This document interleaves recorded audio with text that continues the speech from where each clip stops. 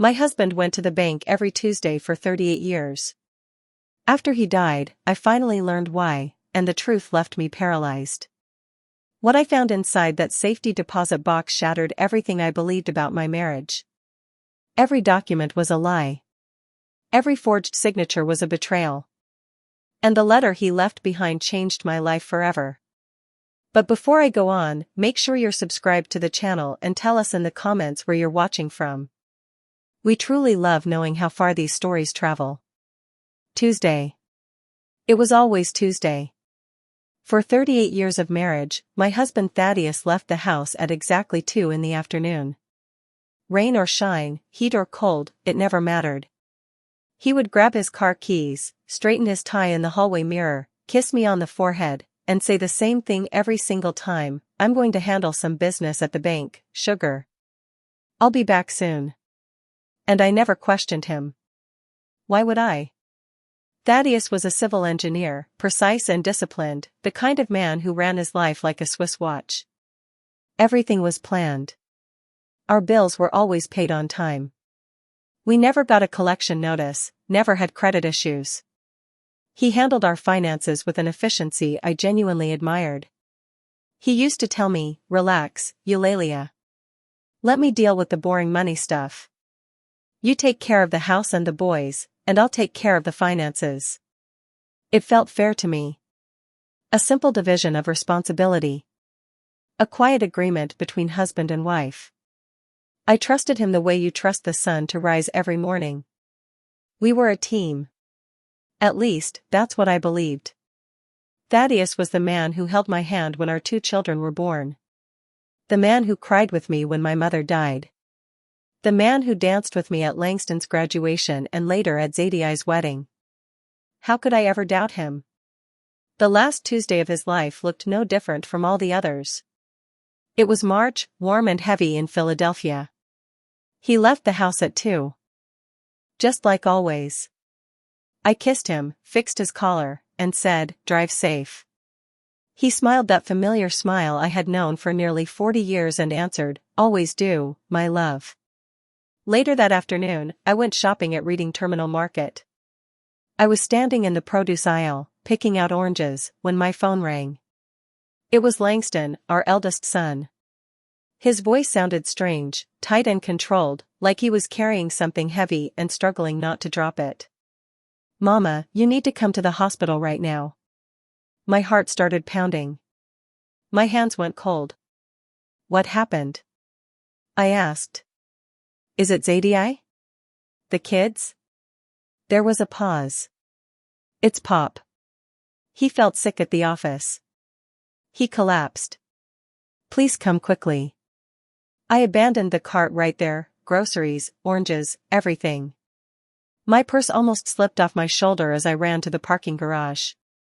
My hands were shaking so badly I could barely get the key into the ignition. The hospital in University City was about 15 minutes from our home in Mount Airy. I made it in 10, running yellow lights and whispering prayers the entire way. Langston was waiting for me in the emergency room hallway. The moment I saw him, I knew. Even before he spoke, I knew. His face was pale, his eyes swollen and red, his shoulders slumped. When he saw me, he lowered his head. He didn't need to say anything. "Mama, I'm so sorry," he finally said. "Pop didn't make it." Thaddeus was gone. A massive coronary. He was 59, healthy and active. He walked every morning. He didn't smoke and only drank socially. And yet, just like that, he was dead. He collapsed at his office in front of his colleagues, and by the time the ambulance arrived, it was already too late. I didn't cry then.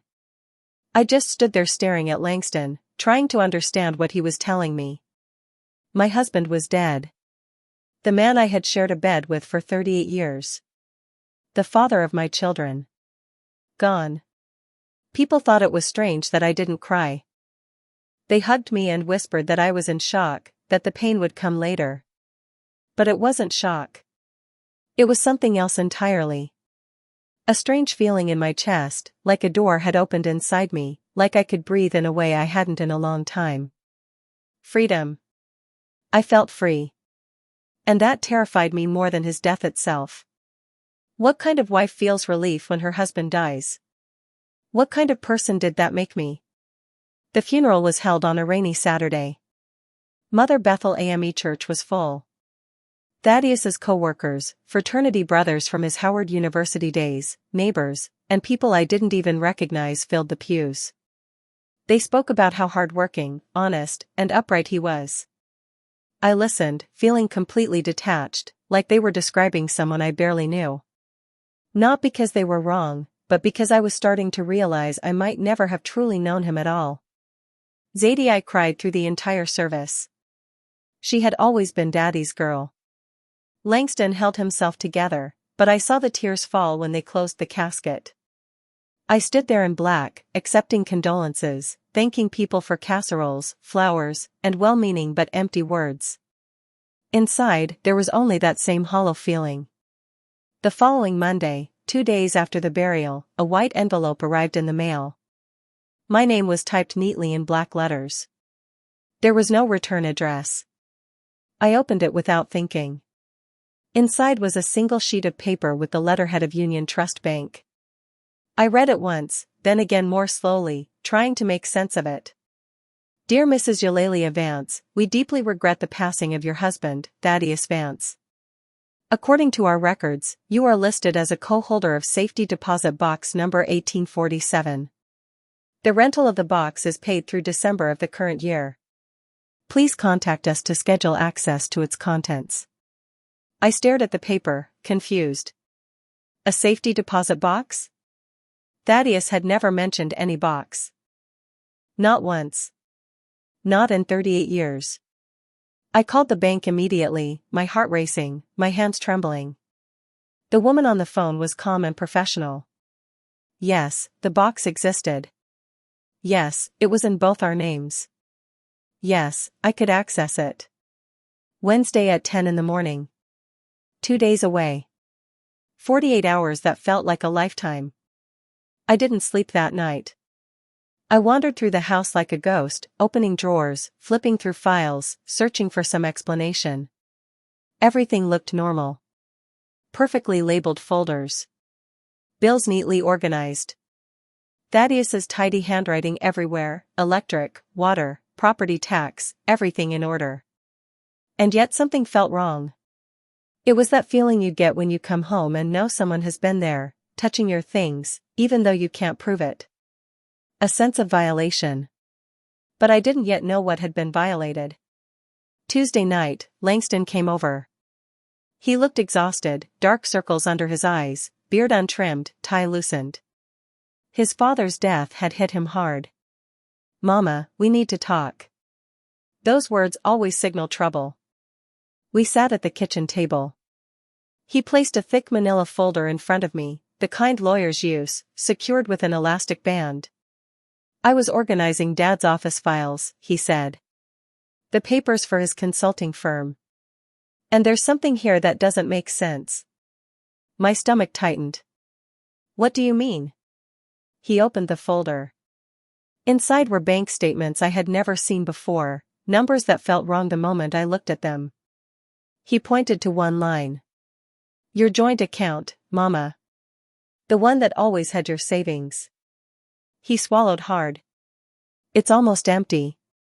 There's only $1,200 left. $200?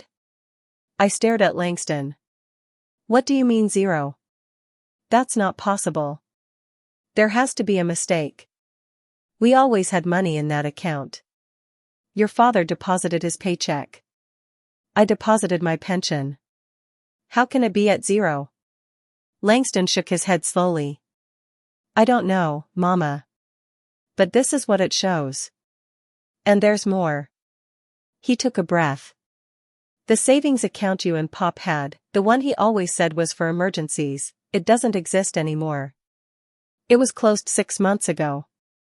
I felt like the floor dropped out from under me. And the retirement fund? I asked, barely able to speak. The investment your father made? Langston looked away, his voice quiet, careful. I couldn't find anything, Mama. Nothing. I went through every document in his office. I called the accountant. I spoke to the bank manager. There's nothing. It's like it never existed. But it has to exist, I said. Your father worked his whole life. We always saved. Always. Where did the money go?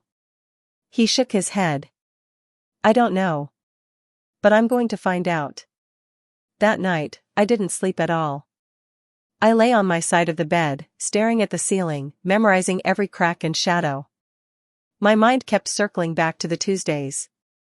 38 years of Tuesdays. I'm going to take care of something at the bank. What was he really taking care of? Memories began resurfacing, small moments I had ignored. Thaddeus coming home tense, distracted, irritable. Me asking, "Everything okay, honey?" and him replying, "Everything's fine. Just tired." How many Tuesdays did that happen? How many times did I let it go? Trusting him had been easier than doubting him. Wednesday came, cold and gray, the kind of day that feels like a warning. I dressed carefully. Black slacks, a white blouse, a navy blazer. It wasn't just clothing, it was armor. I looked at myself in the mirror. 60 years old. Gray hair I stubbornly dyed chestnut brown. Wrinkles around my eyes. Proof of a life lived. But what kind of life had it really been? Langston wanted to come to the bank with me, but I refused. Whatever was inside that safety deposit box, I needed to face it alone. Some things can't be witnessed by anyone else. The bank was modern, all smoked glass and steel in Center City, cold lighting that made everything feel unreal.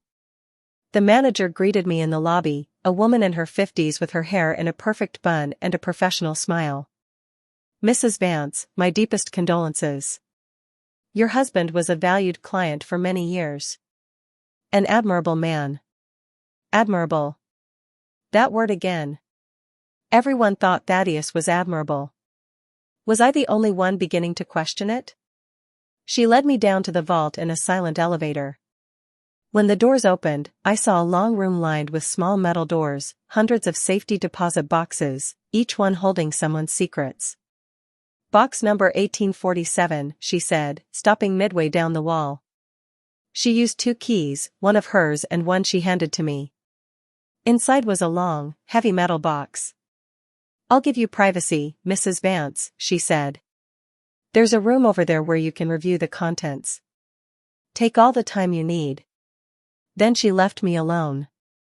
I carried the box into the small room. A white table, 2 chairs, a fluorescent light humming overhead. I set the box down and stared at it for a long moment. My heart was pounding so hard it hurt. My palms were slick with sweat. I took 3 deep breaths, just like I'd learned in yoga years ago, but it didn't help. The fear stayed, cold and heavy in my stomach. I opened the box. Inside were folders, neatly arranged with Thaddeus's familiar precision. Handwritten labels. Everything in order. Just like always. The first folder read, "Real Investments. Do not open."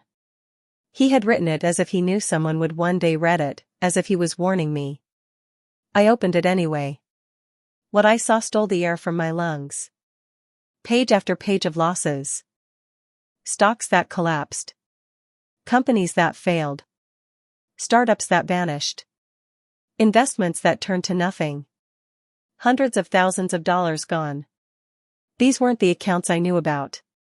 These weren't the investments he ever showed me. They were secret accounts, all in his name. Chase account, loss of $85,000. Citibank account, loss of $120,000. A brokerage firm I had never heard of, loss of $210,000. The numbers blurred together. How much money was that? How much of our life had disappeared? The second folder was worse. Much worse. Loans. Urgent. My hands were shaking uncontrollably as I opened it. Loans. 3 of them. Each one using our house as collateral. The house we had lived in for 40 years in Mount Airy. The house where I raised my children. Where I planted rose bushes, painted every room, stored every memory. Thaddeus had put our home at risk without telling me. First loan, $110,000. Second loan, $120,000. Third loan, $90,000. Total debt, $320,000. On my house. My hand shook so badly I almost dropped the folder. The room spun. I leaned against the table, trying to breathe, but the numbers burned behind my eyes. The third folder broke me completely. Credit cards. Mrs. Eulalia Vance. My full name. Inside were 15 credit cards, all issued in my name. Accounts I never opened. Cards I had never seen. But there they were, my name, my social security number, my date of birth, and my signature. Except it wasn't my signature. It looked close. Very close. But it wasn't mine. It was forged. My husband had stolen my identity. One by one, I checked the statements. Discover, limit $10,000, exceeded by $2,000. Capital One, limit $15,000, exceeded by $17,000.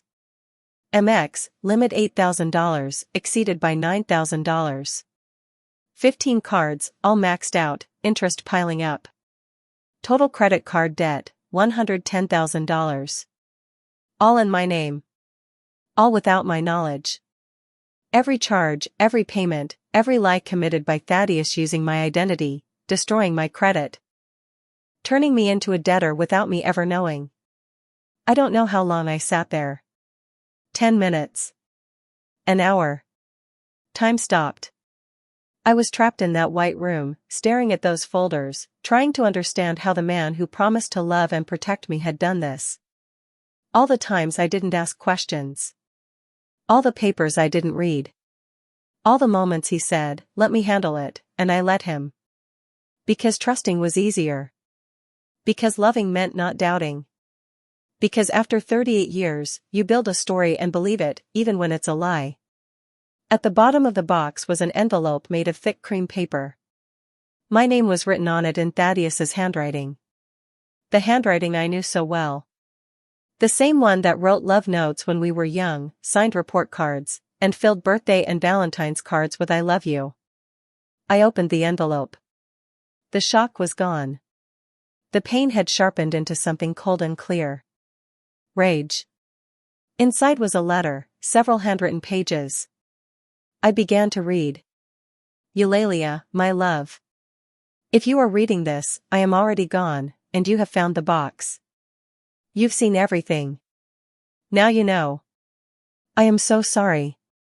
I know these words are empty, and I know apologies are not enough, but I need to explain. I need you to understand, even if you can never forgive me. He continued, 5 years ago, an opportunity came up.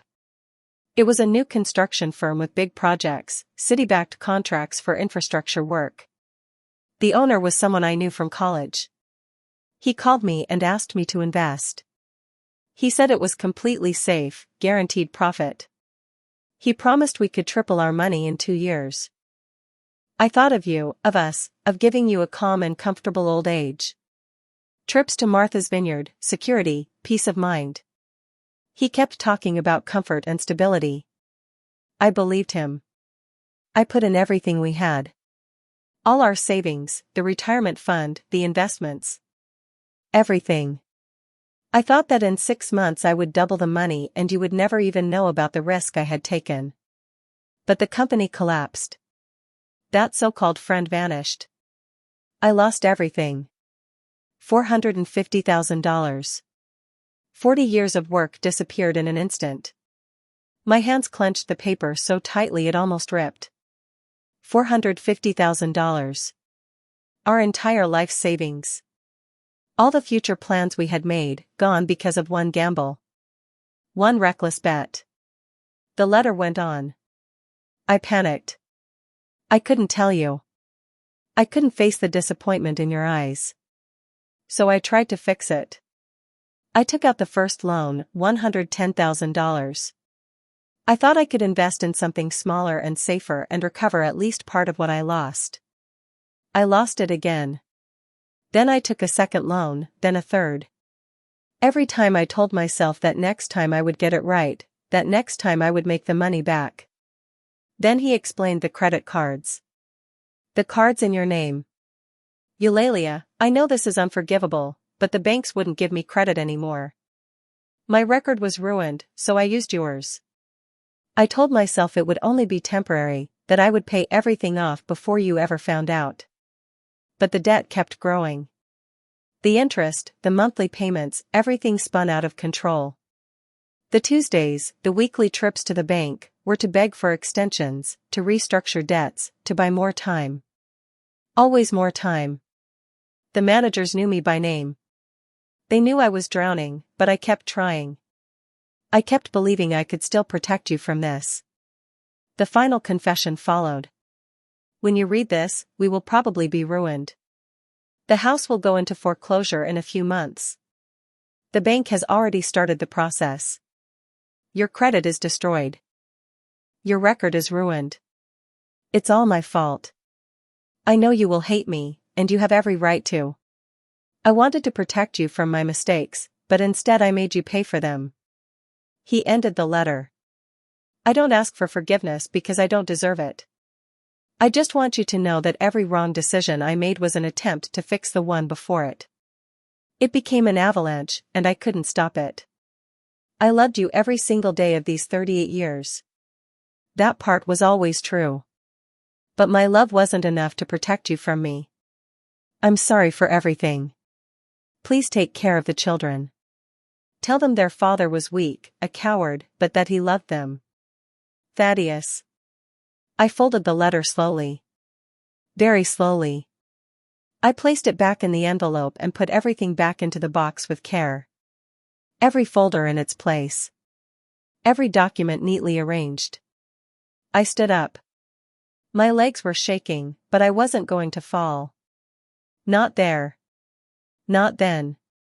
I walked out of the room with my head held high. The bank manager was waiting outside, her face full of concern. Are you okay, Mrs. Vance? I looked straight at her. No, but I will be. I need copies of everything in that box. Every document, every paper. And I need the name of a very good lawyer. The best you know. Her eyes widened. She understood. Of course she did. She had probably seen stories like this before. Lives destroyed and hidden inside metal boxes. I'll make the copies myself, Mrs. Vance. And I know an excellent attorney. Althea Dubois. She specializes in family law and financial fraud. I can call her right now if you'd like. I would like that, please.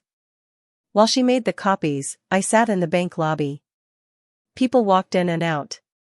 Normal life continued all around me. But my life had just exploded. Everything I believed was a lie. Everything I had planned was an illusion. And the man I loved for 38 years was a stranger. When I got home, it was past 2 in the afternoon. Langston's car was in the driveway. He must have been waiting for hours. I walked inside and found him in the living room, pacing back and forth with his phone in his hand. When he saw me, he rushed over. Mama, I was worried. You weren't answering your phone. I said, everything is fine, son. Or rather, it isn't.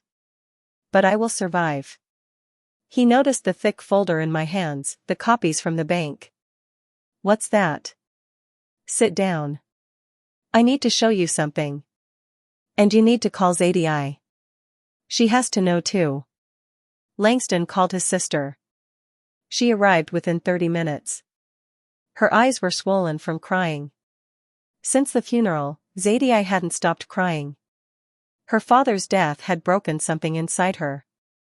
And what I was about to tell her would break her even more.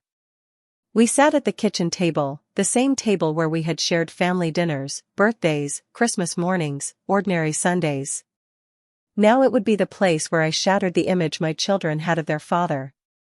I opened the folder and laid the documents out one by one. Carefully. This is what I found in the safety deposit box your father kept secret for years. Maybe decades.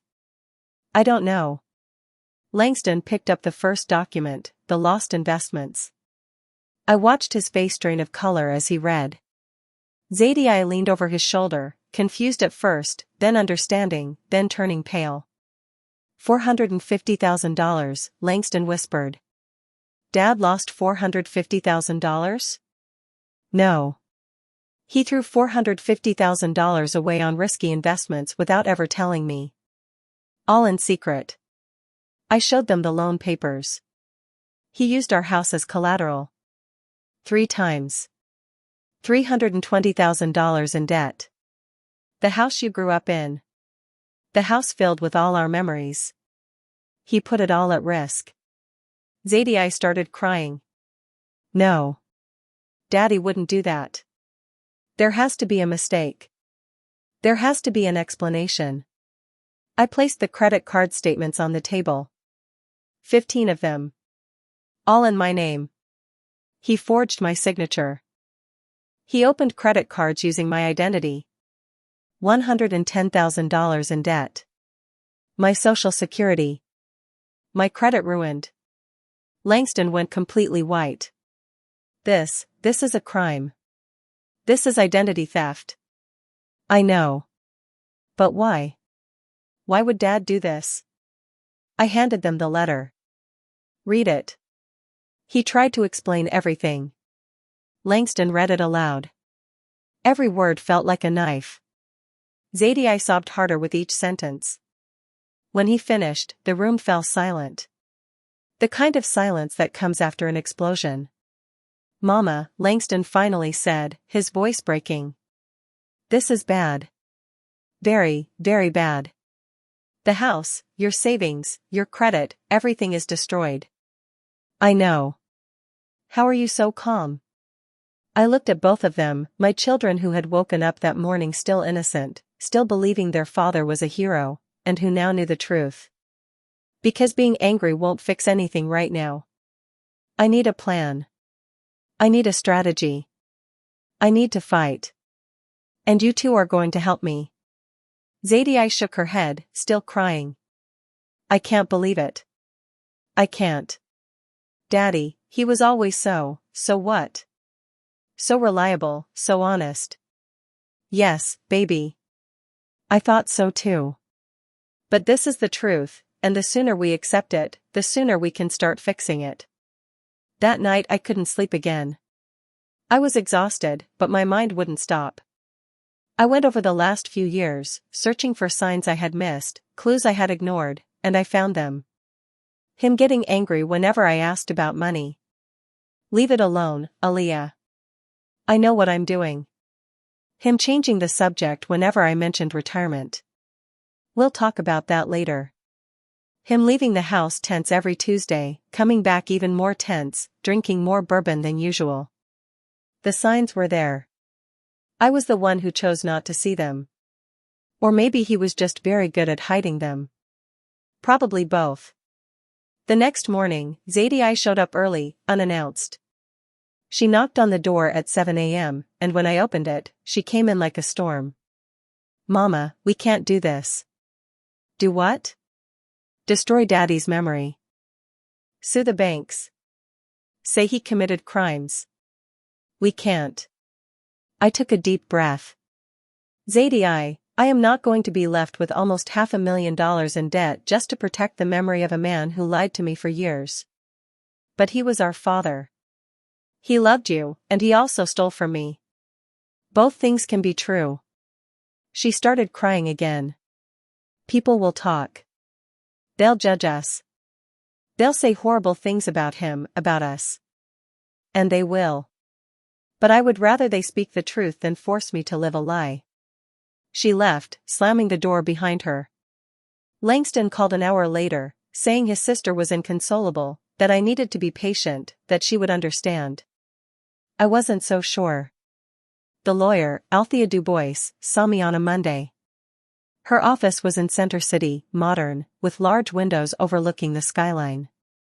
She was about 40, her hair natural and short, wearing a sharp black suit, with a steady, direct gaze. The kind of woman who didn't tolerate nonsense. I told her everything. I didn't leave out a single detail. The investments, the loans, the credit cards, the forged signatures, the letter confessing it all. She listened without interrupting, taking notes on a tablet. When I finished, she leaned back and looked at me for a long moment. Mrs. Vance, I'm going to be very direct. This is one of the worst cases of spousal financial abuse I've seen in my career, and I've seen many. The word hung between us. Abuse. Your husband systematically destroyed your financial security over years. This isn't mismanagement. This isn't poor judgment. It is deliberate fraud. It is identity theft. It is a crime. But he died. What can we do? We can prove you were not an accomplice. We can challenge every single debt. We may be able to save your house by proving the loans were fraudulent. We can clear your name with the credit bureaus. But, Mrs. Vance, she paused, it will be a war. It will take at least 6 months, probably more than a year, and it will cost money you likely don't have. How much? My retainer and fees are $30,000, plus court costs, expert witnesses, and filing fees. In total, around $445,000. I thought about the $1,200 left in my account, the empty savings, the mountain of debt. I don't have that kind of money. She nodded.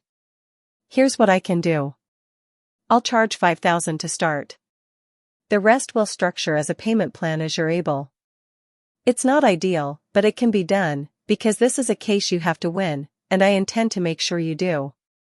That night, I called Langston and told him everything, the meeting, the costs, all of it. He was silent for a moment. Mama, I have about $15,000 saved. It was for renovating our house, but that can wait. I won't take it, Langston. No. That money is yours. Don't argue. You're my mother. Pop did this to you, to all of us. I'm going to help. Period. I cried on the phone. For the first time since Thaddeus died, I cried for real. Not from grief, but from gratitude. Zadie still refused to speak to me. She sent a short, cold email. Mama, I need space. I can't deal with the way you're destroying Daddy's memory. I'm sorry. Langston said she would eventually understand, that she just needed time. But I had seen this before, in other families, in other cases. The one who refuses to believe the truth. The one who prefers a comfortable lie to a painful reality. The following weeks were a storm of paperwork. Attorney Dubois worked with machine-like precision. She filed disputes with Equifax, Experian, and TransUnion. She contacted every credit card company with proof that the signatures were forged. She gathered evidence and built a solid case. We hired a handwriting expert, a man in his 70s, retired from the FBI. He analyzed every signature on the cards and compared them to my real documents, my passport, voter registration, old tax returns. Mrs. Vance, these signatures are not yours. They're very good imitations, but they aren't yours. There are small differences in pen pressure, letter slant, stroke speed. Whoever did this knew you well and practiced a lot, but it wasn't you. Every confirmation felt like another knife. Thaddeus had practiced my signature. He had studied how I wrote so he could rob me more effectively. Langston became my right hand. He organized every file, created detailed spreadsheets of every lost investment, every loan, every card. He built a timeline showing exactly when each fraud happened. He went to meetings, spoke to bank managers, investigated relentlessly. One night, sitting at the kitchen table surrounded by papers, he looked at me strangely. Mama, I need to tell you something. Something I never told you. I put down my pen, my stomach tightening. Tell me. About 3 years ago, Pop came to me. He told me about an amazing investment opportunity. A construction firm, guaranteed contracts, safe profits in 6 months. He wanted me to invest $50,000 with him. My heart sank. Langston, please tell me you didn't give him that money. I almost did. I had $50,000 saved in my 401k. It was meant for a bigger house one day, for the kids' future. And Pop sounded so certain, so confident. He said 6 months and I'd have 100,000. He took a deep breath. But Karen didn't believe him. My wife said, if it's so guaranteed, why does your father need our money? Why doesn't he use his own? We fought badly. I got angry at her. I thought she was mistrusting my father for no reason. But she refused. She said, you either invest with your dad or you stay married to me. You can't have both. So I told Pop no. Langston looked at me, guilt filling his eyes. I think he was already drowning then. I think the company had already failed. I think he was desperate and trying to use my money to cover his mistakes. If I had said yes, we would have lost everything too. Karen saved me, and I almost hated her for it. I reached across the table and held his hand. But you didn't invest. Thank God you didn't. And you know what that tells me? Your father was drowning, and drowning people grab onto anything, anyone, even if it drags everyone down with them. Do you think he asked others too? Friends, relatives? I think he did anything he could to stay afloat. And when we're in that state, we lose our sense of right and wrong, or we choose to ignore it. 3 months after Thaddeus's death, we had our first victory. 2 credit card companies admitted the signatures were forged and removed the debts from my credit report. $23,000 erased. It wasn't everything, not even close, but it proved the truth could win, even if slowly. Zadie still wouldn't speak to me. She blocked me everywhere. Langston said I had to respect her process. But it hurt. Losing my husband and my daughter in the same year hurt deeply. The lawsuit over the house loans was harder. The bank argued that as Thaddeus's wife, I had benefited from the loans even if I didn't sign them or know about them. Attorney Du Bois pushed back hard. She can prove the money never went to her accounts. It was spent on failed investments before she even knew they existed. She is a victim, not an accomplice. We'll have to go to court, she told me. A judge will decide whether you're responsible for debts created through fraud, even within marriage. Are we going to win? She hesitated, and I appreciated her honesty. I think so. We have a strong case, but I can't promise. It's complex. The hearing was set for September, 6 months after Thaddeus's death. 6 months that felt like 6 years. In the weeks before the hearing, I did something I hadn't done in years. I looked for a job. At 60, I wasn't exactly in demand. I had spent most of my adult life as a homemaker, then worked as an English teacher after the children grew up. I retired 2 years ago, dreaming of travel, grandchildren, and rest. Instead, I applied to clothing stores, restaurants, supermarkets, anywhere that would hire me. A language school called me for an interview. The Wheatley Language Institute in Germantown. The owner was a woman in her 70s, with white hair she didn't hide, red glasses, and a warm smile. So, Aaliyah, she said, looking at my thin resume, English teacher for 15 years, retired 2 years ago, married almost 40 years. Why do you want to work again? I could have lied. Said I was bored. Said I wanted to stay active. Polite lies people tell. But I was tired of lies. My husband died 4 months ago. After he died, I discovered he stole my identity, forged my signature, destroyed our finances. I need a job because I'm fighting not to lose my house. Miss Ida May set my resume down and looked at me for a long time. It wasn't pity. It was recognition. Then she smiled, a real smile. When can you start? I began the following week. 3 days a week, afternoons.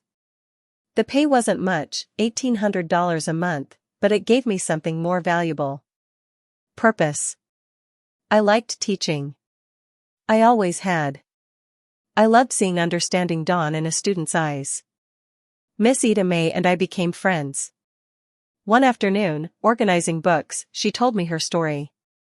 I was married for 12 years, ended it 30 years ago. Best decision of my life. Why? He wasn't dishonest with money, but he was dishonest with everything else. Other women, other lives, other versions of himself. People told me I was exaggerating, that all marriages have problems, that I should try harder. But you know what I learned? The people who tell you to try harder are usually the ones who never had to choose between keeping a lie alive and saving their own life. Her words stayed with me, because that's exactly what I was doing. Saving my own life. Even if it cost Thaddeus's memory, even if it cost my relationship with Zadie, even if it cost everything. The court hearing was on a Thursday in September. Cold day, heavy clouds, rain threatening but never quite falling. Langston came with me. We dressed formally. Him in a suit, me in a navy blue outfit. Like we were attending a wedding, not preparing for a war. Zadie didn't respond to my invitation. Not to my texts, not to my emails. Complete silence. The night before, she sent a short message through Langston. I can't watch you do this to Daddy's name. I answered through him. I understand. I love you anyway. The courtroom was smaller than I expected. Nothing like the movies. No grandeur. Just a regular room with wooden benches, harsh fluorescent lights, the Pennsylvania state flag in the corner, and loud air conditioning. The judge was around 60, gray hair, thick-rimmed glasses, serious but not unfriendly. Judge Percal W. Sterling. Attorney Du Bois had researched him and said he was strict with evidence but fair. The bank's lawyer went first. Young, early 30s, expensive suit, the confidence of someone who had never lost anything truly important. He argued that I was Thaddeus's wife, that I lived in the house tied to the loans, that I benefited from the marriage, and therefore I was responsible for the debts, even without signing, even without knowing. Your Honor, he said confidently, the financial institution acted in good faith. All protocols were followed. Documentation was verified. Liens were recorded. The spouse's claim of ignorance does not void a valid contract, especially when she indirectly benefited from the funds. When it was Attorney Du Bois's turn, she stood. She was smaller than him, but when she spoke, the room felt smaller. Your Honor, my client benefited from nothing. The loan funds were deposited into accounts solely in the deceased husband's name, accounts she did not know existed. The money was spent on failed investments before she ever authorized them, knew of them, or participated in them. She presented the forged signatures. Here is the affidavit from a forensic handwriting expert with 30 years of service, stating clearly these are not Ali Avance's signatures. They are forgeries. Good forgeries, but forgeries. My client was the victim of identity theft committed by her own husband. She then presented the letter. And here is the written confession of the fraudster himself, admitting every act. Every loan. Every forgery. Every lie. This is not spousal negligence. This is a crime. The judge called for a recess. We waited in the hallway. Langston paced nonstop. Attorney Du Bois checked messages on her phone. I sat perfectly still on a wooden bench, hands folded in my lap. You were great in there, Mama, Langston said, though I hadn't spoken yet. He was nervous, needed to say something. I nodded, but my thoughts were on Zadie. On my daughter who couldn't accept what her father had done. Who needed the lie more than the truth. I wondered if one day she would forgive me for saying it out loud. After an hour and 15 minutes, they called us back. Attorney Du Bois called me to testify. I sat in the witness chair, placed my hand on the Bible, and swore to tell the truth. Mrs. Vance, when did you first learn about these loans? When I opened the safety deposit box my husband kept secret, for days after he died. In 38 years of marriage, did your husband ever mention using your house as collateral? Never. Did you receive any money from these loans? No. Not a single dollar. It all went to accounts I didn't even know existed. Did you sign any of the loan documents? No, I did not. Then the bank lawyer stood for cross-examination. Polished, aggressive. Mrs. Vance, isn't it true you left all financial matters to your husband? Yes, I trusted him. So you chose not to involve yourself in financial decisions? I looked him in the eye. Trusting your partner is not the same as choosing to be deceived. Trust does not give permission to steal someone's identity. But you benefited from the marriage, correct? You lived in the house connected to these loans. I lived in my house. The house we bought together 40 years ago. The house I helped pay for. The house he put at risk without my knowledge or consent. You expect this court to believe that in 38 years you never noticed anything wrong? That was the question I had tortured myself with for months. I took a deep breath. My husband was a civil engineer. Organized. Methodical. Reliable, or so I believed. He hid his mistakes behind competence, behind my trust, behind decades of believing that loving meant not questioning. He hid bank statements, redirected mail, intercepted calls. He built an entire system to keep me in the dark. And it worked because I trusted him. Because for 38 years he had never given me a reason not to. I paused. I was naive. Maybe foolish. But naivety is not consent to fraud. Being foolish does not mean I authorized the destruction of my life. The lawyer tried to continue, but the judge raised his hand. I've heard enough. I will review the evidence and issue my ruling. Another recess. This one lasted 2 hours. 2 endless hours. Langston bought us coffee from the courthouse cafeteria. It was awful, watery, and cold, but we drank it anyway just to keep our hands busy. Attorney Dubois was calm. Your testimony was honest and human. The evidence is solid. I believe we'll win. And if not, we appeal. But I don't think it'll come to that. When we were called back, Judge Sterling was already seated. A stack of documents lay before him. Our life reduced to paper. I have reviewed all the evidence, he began. The forged signatures, the expert testimony, the consistent statements of the defendant, and most importantly, the written confession of the deceased admitting to every fraudulent act. He looked at the bank's lawyer. While I understand the institution's position regarding spousal benefit, I cannot ignore the overwhelming evidence of systematic fraud committed without the knowledge or consent of Mrs. Vance. He struck the gavel. I rule in favor of the defendant. The loans were obtained through fraud and are therefore void. The liens on the property were cancelled. The house remained in the exclusive name of Eulalia Vance, free of any encumbrances. Langston squeezed my hand so tightly it almost hurt. Attorney Dubois smiled, a small, professional smile, but it was genuine. And I felt something that had been tight in my chest for months finally release. We had won. The house was safe. But when we walked out of the courthouse onto the cold September street, I didn't feel triumphant. I felt tired, old, and strangely empty, because what had I really won? My house, yes. My clean name, yes. But I had also lost a marriage I thought I understood, a partner I believed I knew, and possibly a daughter who might never forgive me for speaking the truth out loud. That night my phone rang. An unknown number. I almost didn't answer, but something made me pick up. Mama. It was Zadie. Her voice was choked, like she had been crying for hours. Hi, baby. I need to tell you something. Can I come over? Of course. Whenever you want. She arrived within half an hour, eyes red and swollen, makeup running, hair messy. She was holding a folder in her hand.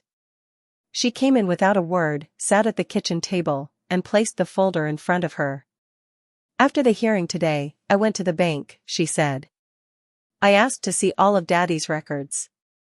The ones you showed the lawyer, the ones from the lawsuit. I wanted to prove you were wrong, that there was some mistake, some other explanation. She took a deep breath, her voice trembling. But you weren't wrong. It was all there. Everything you said. Every document, every forgery, every lie. And there was more, Mama. Much more. My stomach tightened. More? He had credit cards in my name too. She opened the folder and pulled out statements. 5 different cards. I never opened these cards. I never saw them. I never knew about them. But they're here in my name. My social security.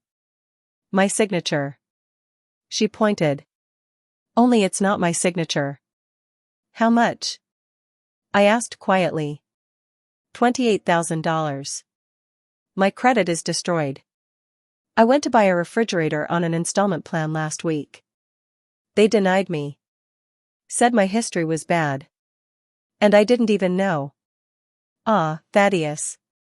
Even in death, his secrets kept surfacing like buried bombs waiting to explode. Zadie, I'm so sorry. I should have, no, Mama, she said softly. I'm the one who should have believed you. I should have listened. I just couldn't imagine Daddy doing this. He was my daddy. He taught me how to ride a bike. He helped me with math homework. He walked me down the aisle. He cried when my babies were born. How could that person also be the one who stole my identity? I reached across the table and held her hands. Both people were real, I said. The good father and the man who made terrible decisions. People aren't just one thing.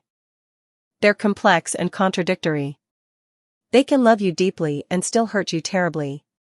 She began to cry then, a deep cry that came from the bottom of her soul. I stood up, walked around the table, and held my daughter as she cried on my shoulder, just like she did when she was little and fell off the swing. We stayed like that for a long time. Attorney Du Bois helped Zadie the same way she had helped me. She filed the disputes, contacted the credit bureaus, and built the case.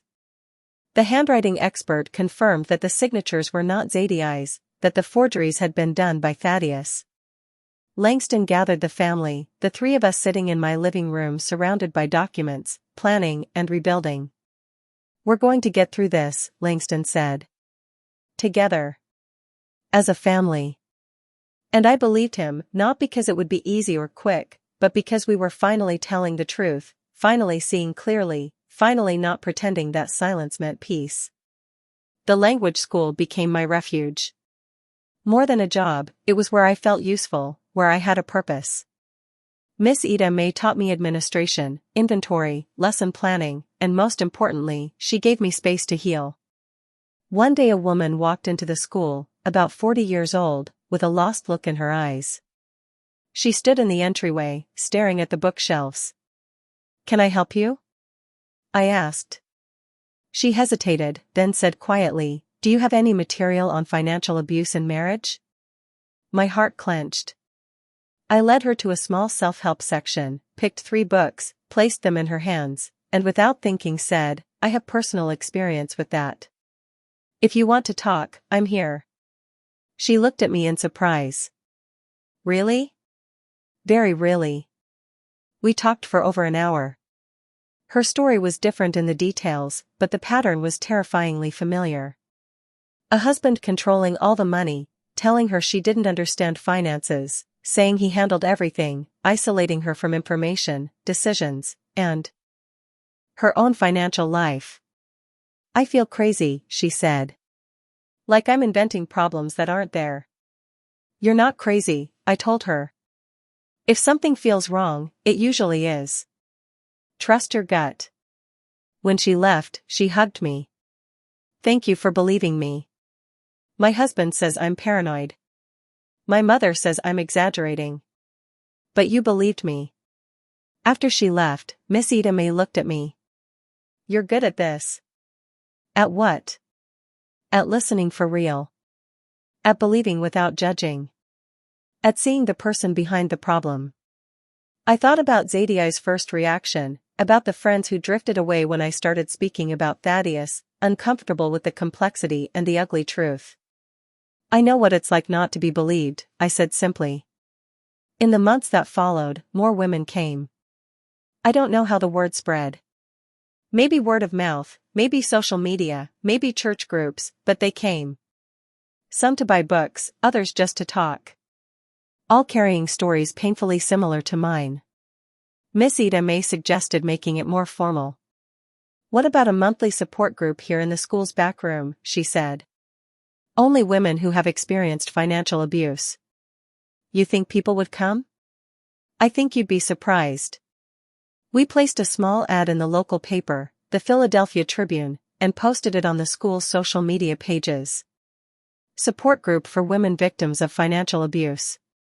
First Tuesday of every month, 7 p.m. free. At the first meeting, 12 women showed up. 12. I had been expecting maybe 3. We arranged the chairs in a circle in the back room, made coffee, and set cookies on a tray. I began by telling my whole story. The Tuesdays, the safety deposit box, the forged signatures, the court battle, the daughter who didn't believe me, and the slow, painful rebuilding. When I finished, the room fell completely silent. Then, one by one, they began to speak. One woman said her husband had sold her car without telling her. Another said her ex-husband had emptied their joint account and disappeared. Another spoke about how her father had stolen the inheritance her mother left her. Different stories, but the same pattern every time: control, isolation, manipulation, lies. At the end, one woman asked quietly, "How did you stay strong?" I told the truth. I didn't. I cried. I screamed. I got angry. I was terrified. I spent nights without sleeping and days without eating. But I kept going because the alternative was giving up, and I had already spent too many years letting others decide for me. The group grew fast. The second meeting had 17 women. The third had 22. By the fourth, we had to rent a bigger room at a community center in Germantown because we no longer fit in the school. We shared resources, names of fair lawyers, tips for rebuilding credit, ways to deal with family who didn't understand, helpful websites, financial tracking apps, knowledge that could have saved me years of pain. One night, after a particularly heavy meeting, Miss Aunti Mae and I were left alone stacking chairs. "You know what you're doing here, right?" she said. "You're not just running a support group. You're building a legacy. Something tried to destroy you, leave you with nothing, no money, no credit, no future.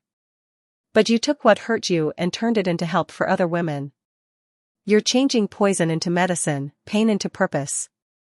She placed the last chair against the wall. "This isn't just survival, Aaliyah. This is transformation. A quiet revolution." I thought about that word, transformation.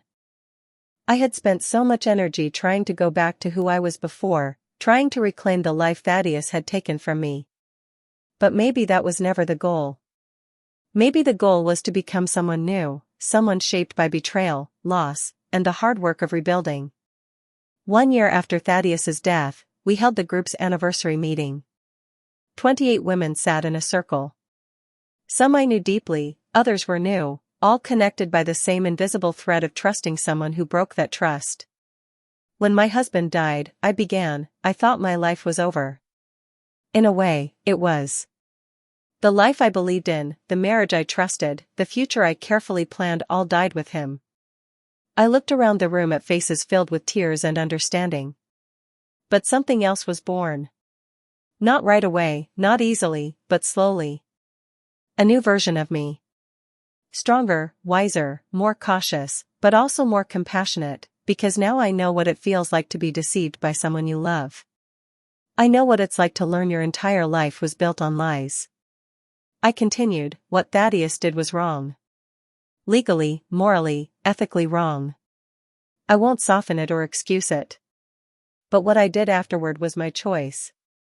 I could have stayed trapped in anger and hatred.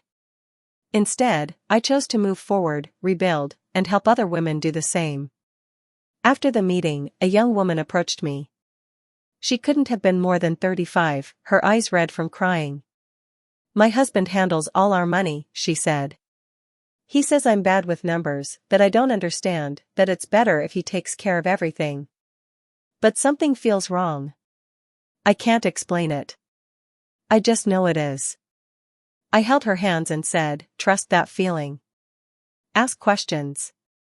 Ask to see the bills, the statements, the investments. Don't let anyone, not even someone you love deeply, keep you in the dark about your own finances. She whispered, and if I'm wrong, if I'm just paranoid, he'll be furious. Then you'll feel foolish for 5 minutes, I said gently. You apologize and move on, knowing you protected yourself. But if you're right and you don't look, you can lose everything. Everything. She came back the next month with documents. Her husband had been draining their joint account, investing in cryptocurrency without telling her. He had lost $87,000. She had filed for divorce. I'm terrified, she told me, her hands shaking. I don't know how I'll survive. But for the first time in years, I feel free. I understood exactly what she meant. Time passed. Zadie's credit was repaired, just like mine. Langston invested his savings in a locked 529 plan for his children's education, protected from anyone else. I continued working at the school 3 days a week, coordinating the support group, which had grown so much it became a small nonprofit. Step by step, day by day, I moved forward. On what would have been my 39th wedding anniversary, I went to a different bank, not Union Trust, but a credit union in Fishtown, a place Thaddeus had never entered and where no one knew my story. I opened a new account in my name only and deposited my paycheck from the school, $1,800. Modest, but mine, earned by my work and my rebuilding. The teller smiled. Is there anything else I can help you with today, ma'am? Actually, yes, I said. I'd like to change the name on the account. She handed me a pen. What would you like it to be? Aaliyah Chestnut, I said, my maiden name. I wanted to return to who I was before the marriage, before Thaddeus, before 38 years of trust turned to ashes. She typed and smiled. Done, Miss Chestnut. Your account has been updated. Miss Chestnut. No longer Mrs. Vance. No longer Thaddeus's wife. Just Aaliyah. Just me. I walked out of the bank with my head held high. The sun was shining, the sky was blue, The air felt clean, and for the first time in over a year, I knew exactly who I was. If you're reading this and any part of this story feels familiar, the locked doors, the secrets, the quiet feeling that something is wrong but you can't name it, trust yourself. Ask questions. Demand answers. Look at the bills, the statements, the documents. Don't let anyone tell you that love means blind trust, because it doesn't.